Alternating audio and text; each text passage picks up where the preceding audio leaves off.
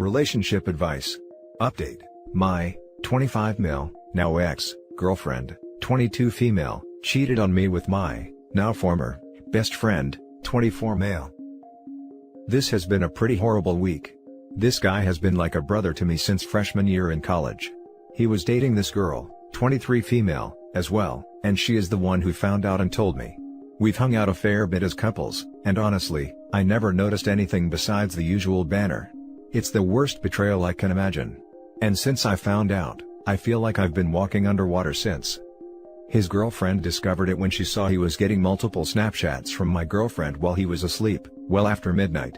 She checked, and let's just say the evidence was compromising, and didn't leave anything to the imagination. She screenshotted it, sent it to herself and then me.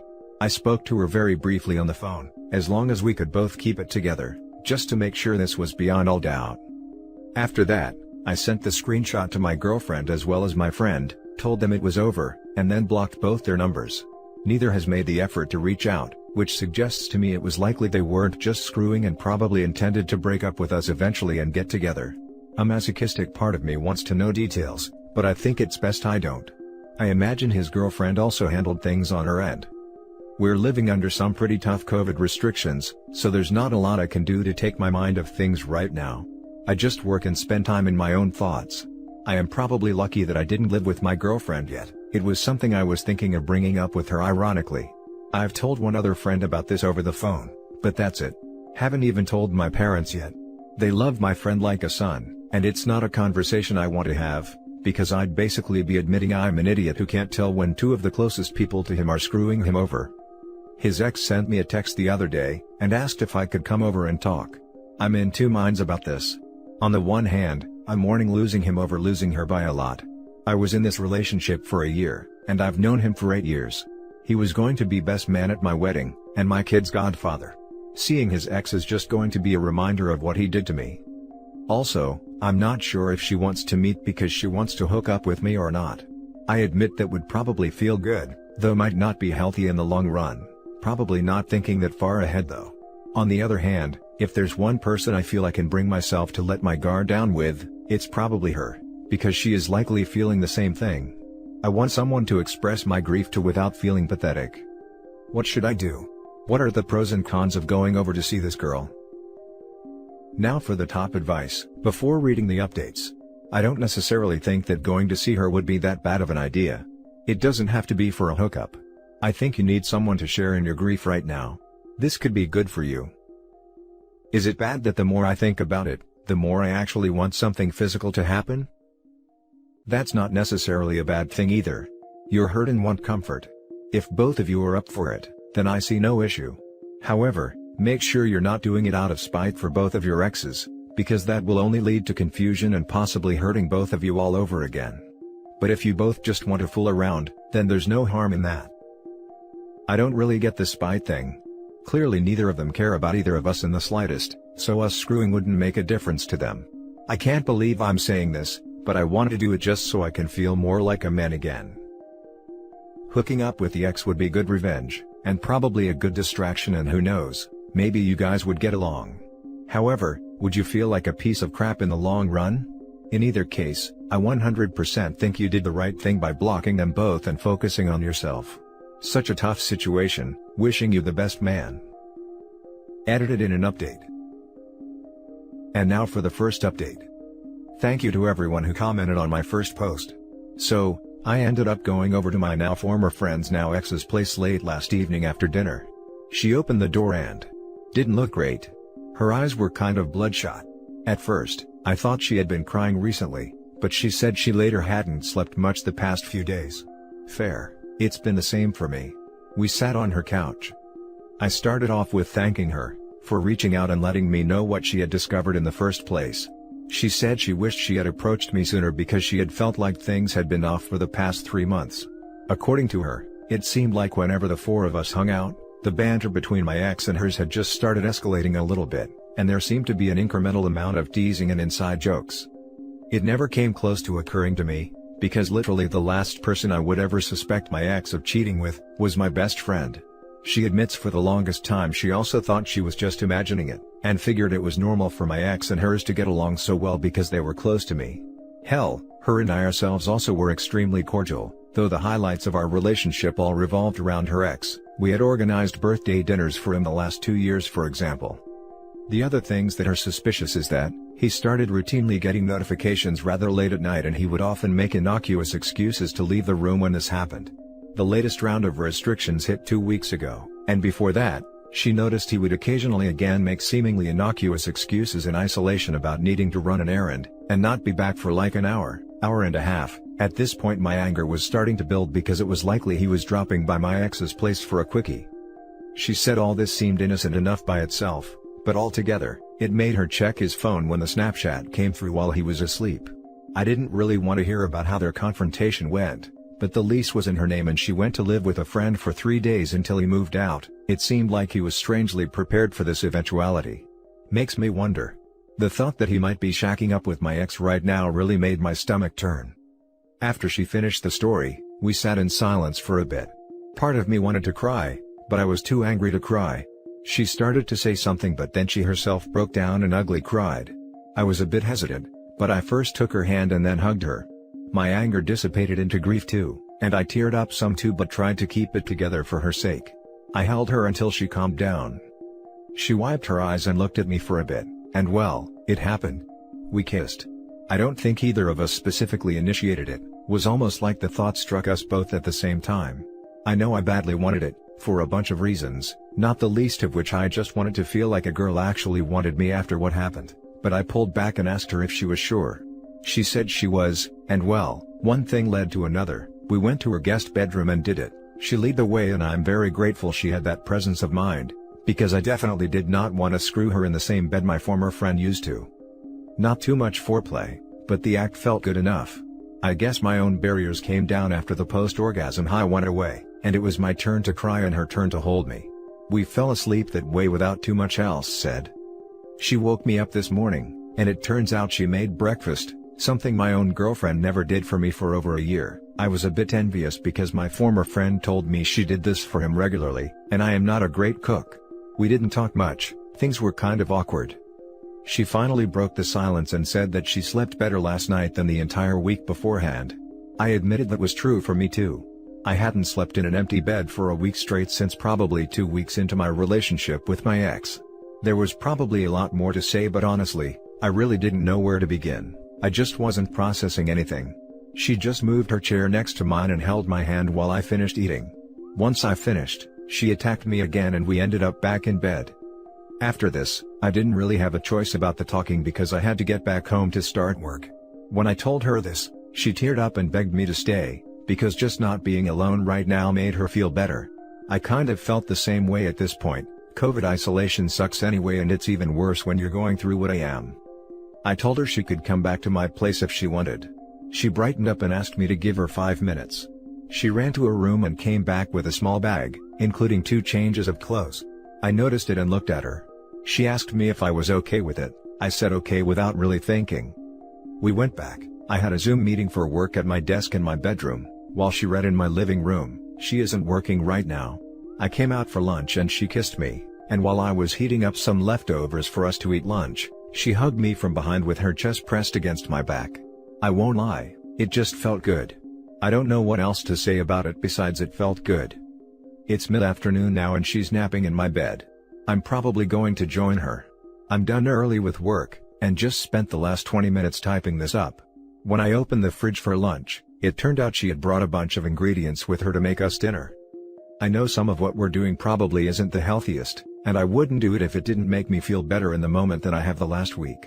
We do need to talk, that was the whole point of my going over. All we really discussed was how she found out. But I am leaning towards letting her stay as long as she wants.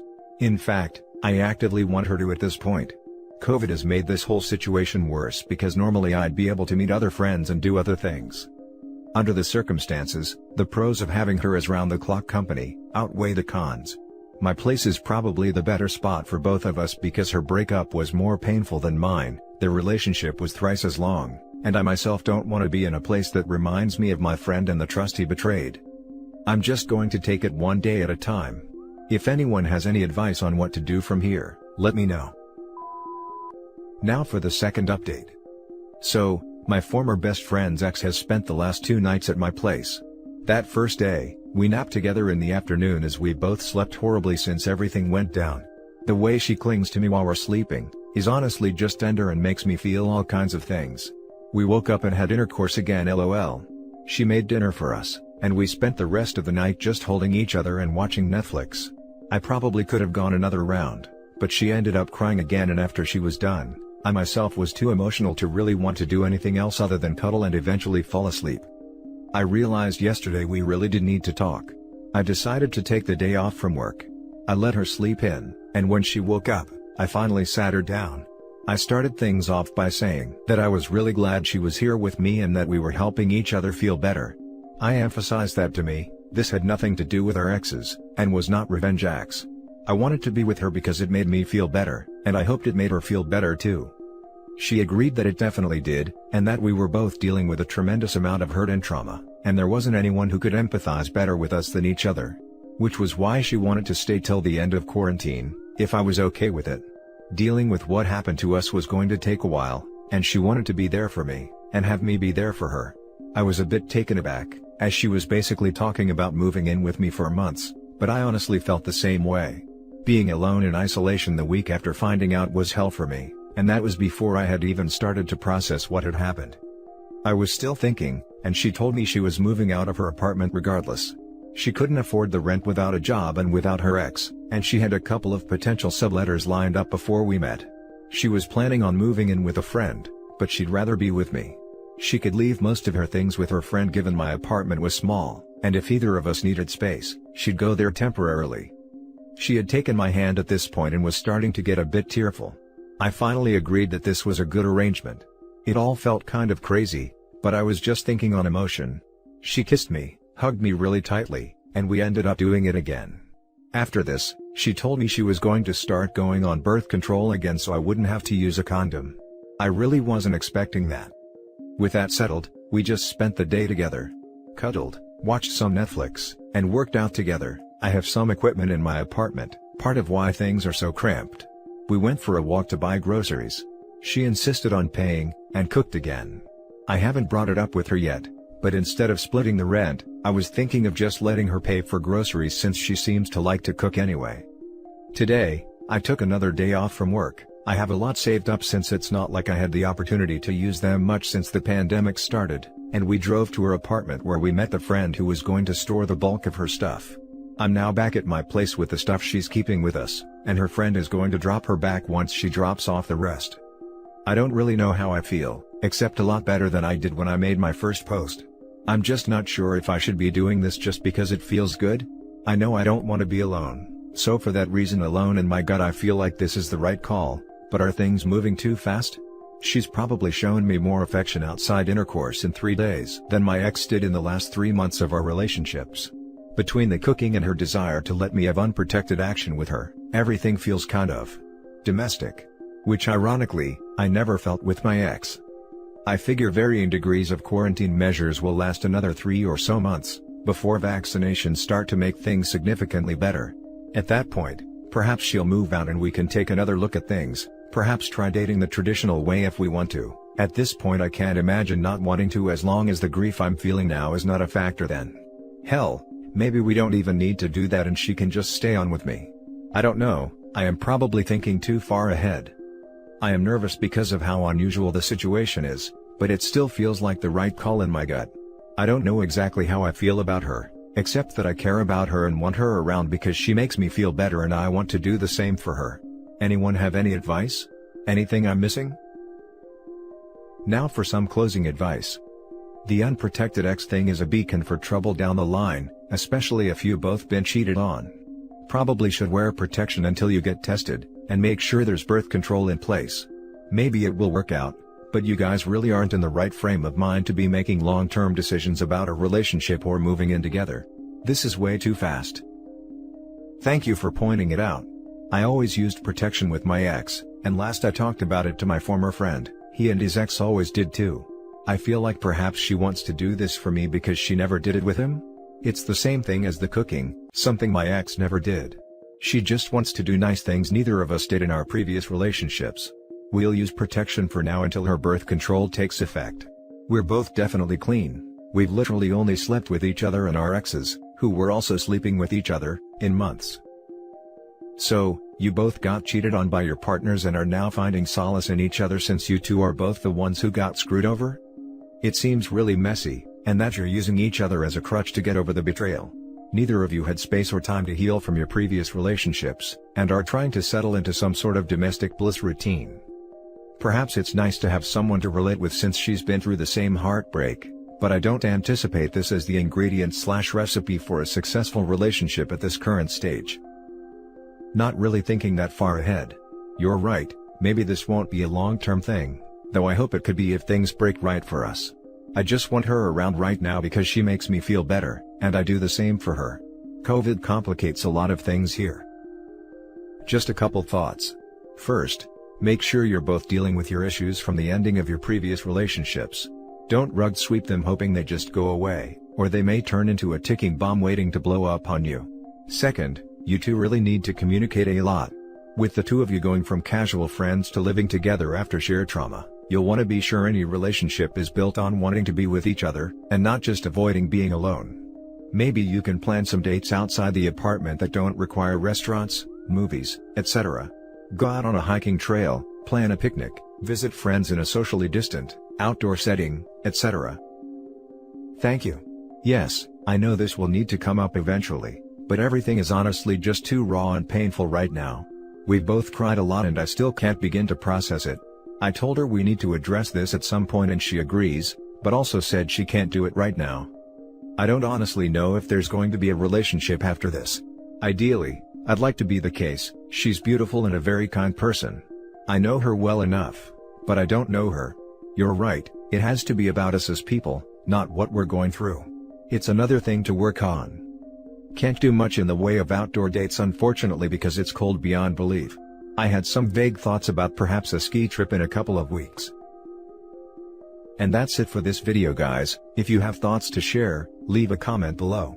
Don't forget to hit like and subscribe if you like this content. I'll catch you in the next one. Good day everyone.